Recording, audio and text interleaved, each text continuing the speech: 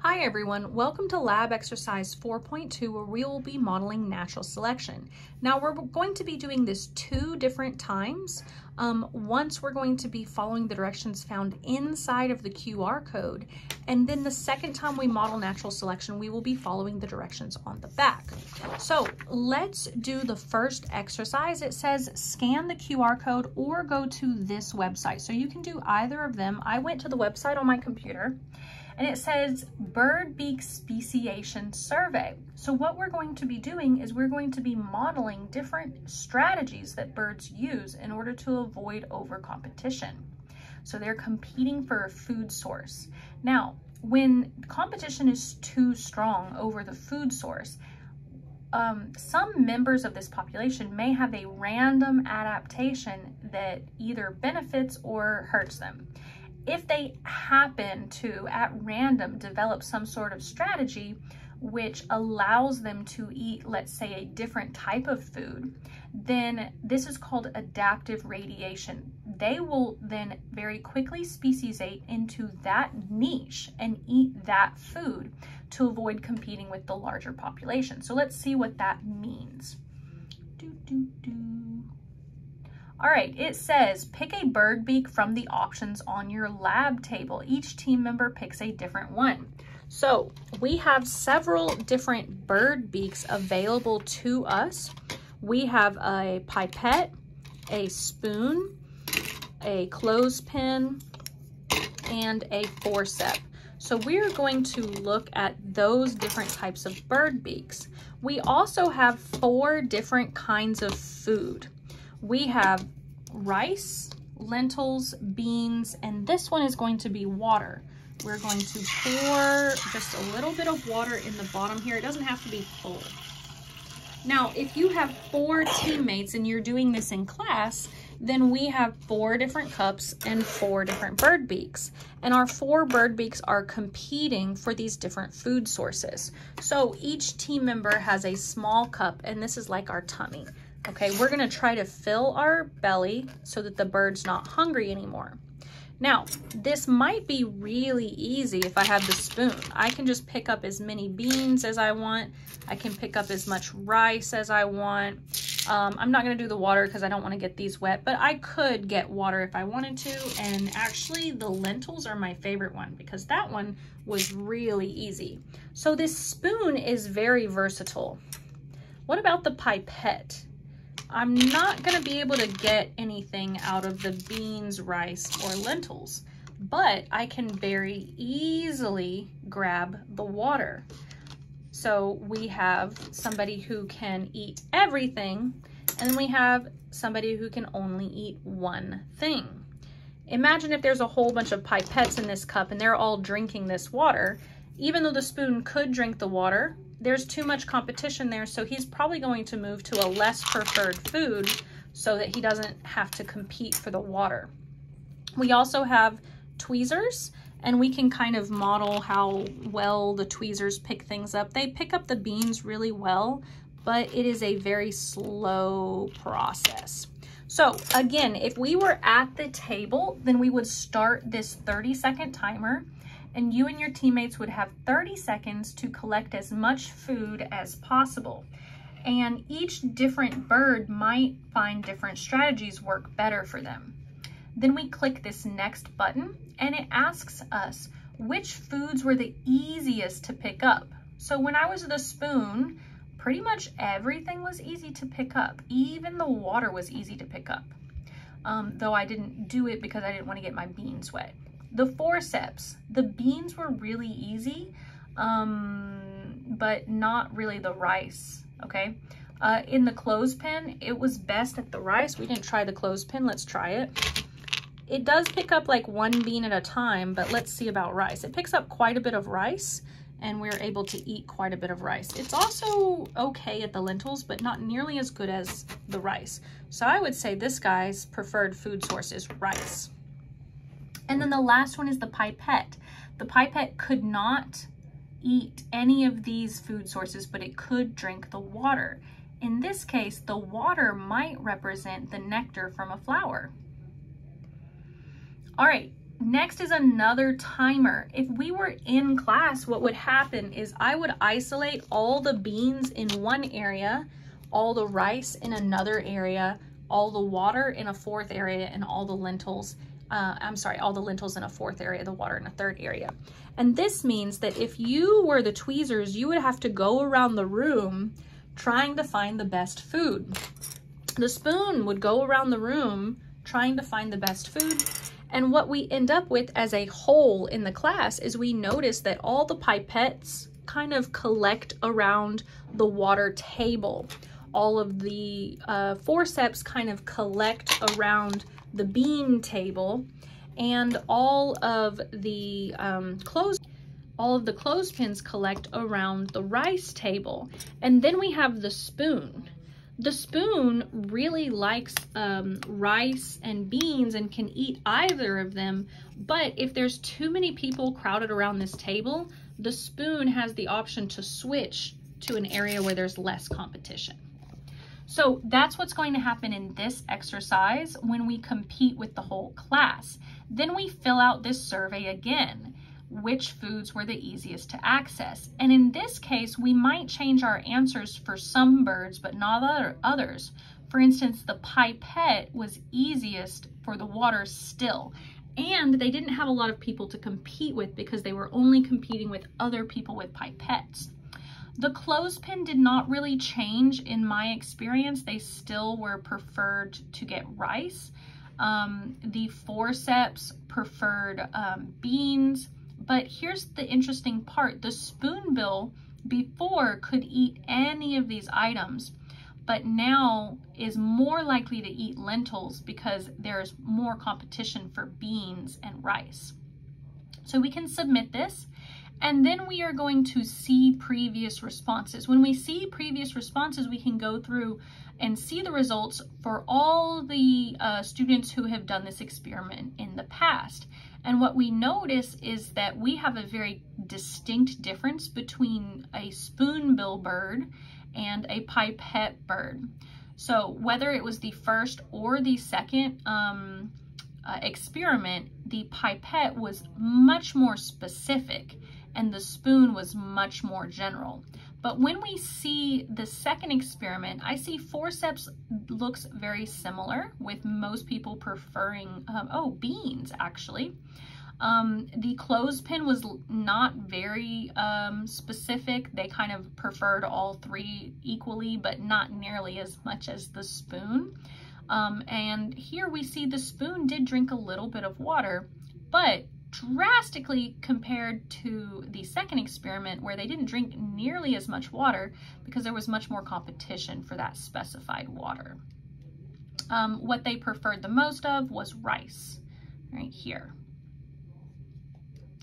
We're going to use that information to answer these questions. So we've done the experiment and now we need to say, answer these questions. Number one, did competition affect your preferred food choice? Well, we can see in this image, in this diagram, that competition really did affect the food choice of those birds with spoonbills, but it did not really affect food choice for the birds with pipettes, or really forceps either. But it did kind of change what the clothespin preferred to eat and what the spoon preferred to eat. Which beak could be considered a generalist? Well, let's look at our chart. The generalist is going to be the one with the most options, which in this case is the spoon. So the spoon would represent the generalist. Is there an advantage of being a generalist? Absolutely. The advantage is going to be able to eat whatever food source they choose. And if there's too much competition for one food source, they have the ability to move to a different food source. So think about an omnivore like a pig. They really do not have a lack of food availability because they will eat anything. Now, which beak would be considered a specialist? Well, let's look at our chart. The specialist is very distinct right here, the pipette. Pretty much the only thing the pipette could do is drink water, and so it did not compete for any of these other resources, just the water, which into the second question says, what is the advantage of being a specialist? Well, the advantage is that I don't have to compete with those other birds because I only have one dedicated, unique food source, and that's going to reduce the competition with the overall population of birds on the island. There are some disadvantages because if something happens to that food source, then they are in trouble. Or if there's too many of that type of bird, they may be in trouble. But overall, it's a pretty good strategy because they don't have to compete with the other birds. All right, what kind of bird could this possibly represent? Well, the only bird that I can really think of that drinks nectar like that is a hummingbird. So I would say that this is representative of a hummingbird. All right, Charles Darwin concluded that 13 species of finches lived on the Galapagos Island. Were these identical species? No, otherwise he would not have been able to conclude that they were different species. He would think they were all the same. Did they evolve from one common ancestor? That sounds pretty good, so it might be that one. Did he adapt, or did they adapt to the same food source? No, they actually did not want to eat the same food source. They adapted to eating different kinds of food so that they wouldn't compete with each other. So B would be the best answer. Number 8 says, through observation, he came to understand that we have clones. No, in order for evolution to be observable, there has to be genetic variation. So clones would not be able to tell us anything about the species. If we have an advantageous variation, we're more likely to reproduce. That one sounds really good because remember, it's not survival of the fittest. It's reproductive survival that matters, passing on your genes to the next generation. The last one is a species that isolates from others will become extinct. No, what we've seen is that when we isolate, we actually have a really good advantage because no one else is competing with that niche. So the best answer would be B. How do gene mutations contribute to evolution? Well, they increase genetic diversity, and gene mutations can be harmful or most likely neutral with no effect. But if there is a positive change, a positive mutation, it could allow for more reproduction. And that is how it gets passed on into the next gene pool and contributes to evolution. The evolution of one species into two more is a result of what? Well, if we have a normal curve, okay, let's say we have a normal population where most of the individuals have this median trait, but we have a few individuals who have an extreme trait and a few individuals that have an extreme trait over here.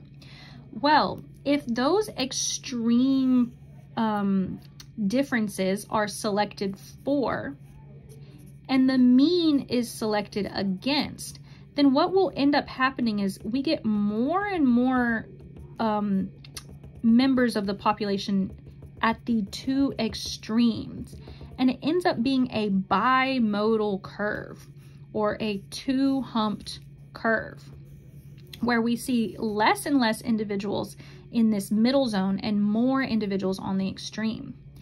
If those individuals become reproductively isolated and they no longer interact with each other, they can actually become two different species by moving further and further apart genetically. So this type of selection can lead to reproductive isolation or speciation, two species. And this is called disruptive or diversifying selection. Last question. The peppered moths living near English industrial cities demonstrates that evolution occurs actually pretty quickly. Within just a few generations, these changes can be extreme if the selection pressures are extreme. Let's go to the back. On the back of this paper, we are going to be following these instructions where we will recalculate the frequency of the population over and over again. And this is actually really fun in class, but in the video, I'm actually going to skip. I will model each of these conditions. And if you would like to calculate the frequency, you are welcome to. What we're going to end up seeing is how the population frequencies change over time. So in each one of these conditions, imagine that you're a scientist and you're observing this population of red fuzzies, blue fuzzies, and purple fuzzies, that you're coming back 5 years later and re-observing the population and seeing if anything has changed. And then you're going to come back in 5 years and recount the population and see if anything has changed from the previous time you counted. So in this experiment, what we have in this exercise, we have a population of fuzzies. Some of the fuzzies have a red phenotype. This means that they are homozygous dominant for the red trait. Some fuzzies are blue. You notice that they blend in with the blue background very well. These are homozygous recessive. And then the heterozygote fuzzies are purple. When we have a blending of two traits, when the dominant red blends with the recessive blue to get an intermediate color like purple, we call this incomplete dominance. So we have our population of fuzzies, and it says sexual selection. Females of this species select for the heterozygous trait. So we're looking for the purple fuzzies. Now, if the purple fuzzies prefer the purple, if the population of fuzzies prefers the purple color, what do you think is going to happen when we come back to this population and recalculate the population frequency in 5 years? Well, the instructions say to add a handful of purple fuzzies because that purple trait is going to be selected for. But remember that it's heterozygous, so it doesn't actually change the allele frequency. There's still just as many red alleles as blue alleles because each one of these purple fuzzies has one red and one blue allele. The next section says natural selection. A predator moves into the area to eat the fuzzies. So in class, what we do is we set a 30-second timer and we tell one of our team members to catch as many fuzzies as possible with the forceps. And if I'm a predator, I'm going to choose the easiest fuzzies to eat, and they are kind of hard to catch. So we're going to choose the easiest ones to identify. So the purple is kind of easy to see. The blue is harder to see. There we go. I got a handful of both purple and red. And we can stop here. This is good. So if I come back in 5 years and I recount this population, I will have gene frequencies that are very different than my original allele frequencies because I have fewer of the red allele. The red allele has reduced. All right, the next section says bottlenecking. A terrible storm hit the island and many fuzzies drown. It says to pick up the felt and see who sticks around. So I'm just gonna drop some of them onto my desk, and I have these fuzzies remaining. Now visually, it really does not look that different than I lost mostly blue and purple fuzzies. So we see a resurgence of that red allele because we lost a bunch of blue alleles, but overall it looks kind of like my population has stayed pretty consistent. If I come back in 5 years, would you expect this population to change? Next is called gene flow. New fuzzies moved into the area. When we get gene flow, we're adding new genetic diversity to the area. And you see with this migration, I actually ended up getting an albino gene and a melanistic gene, a black fuzzy and a white fuzzy. And we're gonna see what happens to those in the future. Right now, they make up a very small portion of the overall population. Next is called founder's effect. Some fuzzies move to a nearby island. So I'm going to randomly grab a handful of fuzzies and move them to the nearby island. Now, if I look at my new population, I have a much higher frequency of mutated genes, where over here, one single albino individual did not make a big difference. Now, one single albino individual is, 20% of my entire population. So if I come back in 5 years and wait for this island to repopulate, I may see a much higher instance of these mutations due to founder's effect. Right? The last thing we need to do is answer the 3 questions at the bottom. It says, what would happen to your population if it continued to reproduce on the small island after the founder's effect? So in this case, I would expect to see a higher instance of that unusual gene. So even though the gene was very unusual in the main population, now it has become very common due to the founder's effect. Why are dominant yet harmful alleles like Huntington's disease so rare? Well, there are 2 things that are happening. One is that having a debilitating disease is probably reducing your reproductive success statistically. It doesn't mean that a person with Huntington can't have a baby. It just means statistically people with that disorder are less likely to reproduce. But the other thing that might be happening is frequency-dependent selection, meaning that because it is a rare gene, it is rarely passed on to the next generation. A more common gene will be more commonly passed on to the next generation. Number 6 says that an ecologist is observing a population of snakes on an island. Okay, so we have a snake population and it has genetic diversity. Let's say these snakes over here are red and most of the snakes are brown and some of the snakes are, let's say, pink. I don't know why I chose those. We're just going to go with those. If I came back in 5 years to observe the population and the only thing that I found was black, 100% of the snakes are now black. There's no red and there's no pink.